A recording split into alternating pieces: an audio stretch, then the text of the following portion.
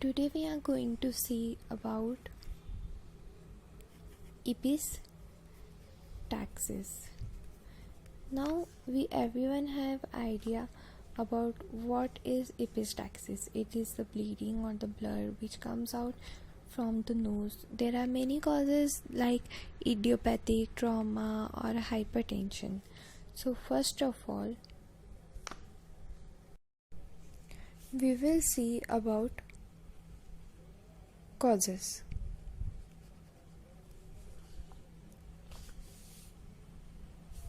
Now, the most common cause overall is idiopathic.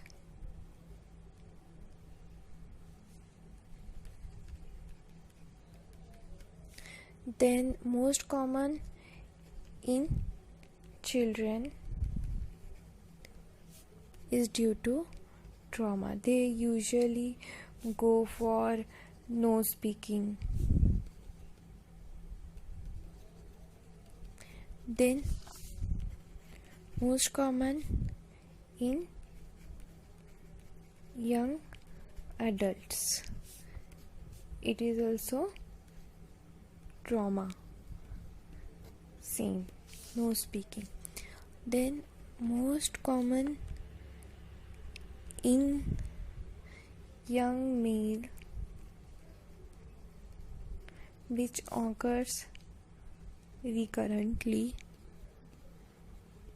is angiofibroma.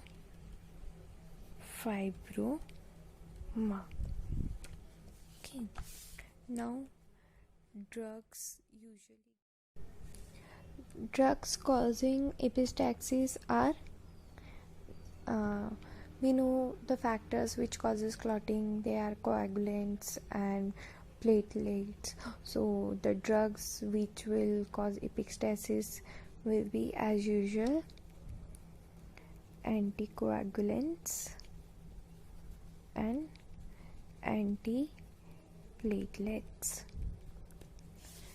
Now, there are many bleeding disorders which may lead to epistaxis. They are, for example, hemophilia, then thrombocytopenia, and most common von Willebrand disease. Then there are several vascular disorders which may be hereditary, hemorrhagic, telangiectasia, but the most common in elderly region is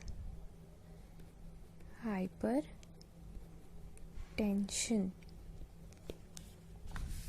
Several infection may also lead to epistaxis, and they are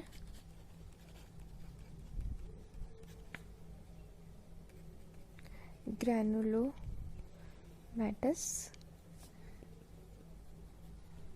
conditions of nose. Now, epistaxis mostly occurs at two common sites.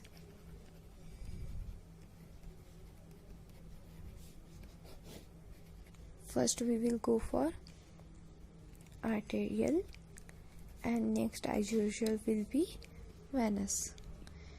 In arterial, it involves Kieselbeck's plexus, and in venous, it involves retrocolumnar vein. Now,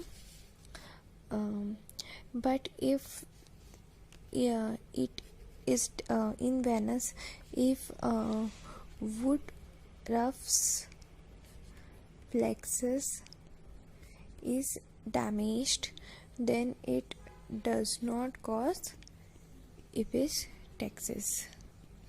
Okay, and most common for anterior and posterior epistaxis is spinopalatine artery. Now, based on maxillary sinus opening or nasal aperture, it is anterior and posterior, which is based on nasal aperture or maxillary sinus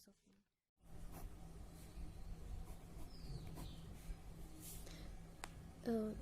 For management of epistaxis, you have to remember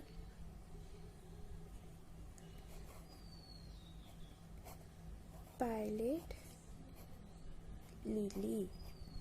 She had epistaxis. So from management, now how are we going to learn it? So from P, you have to remember posterior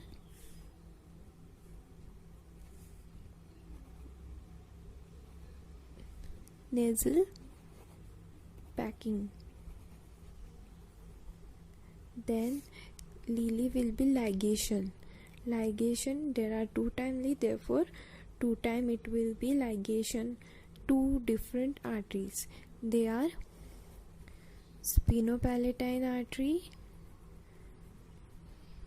and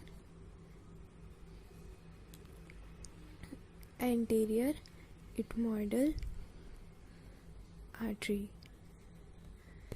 Then L stands for local cautery. Okay.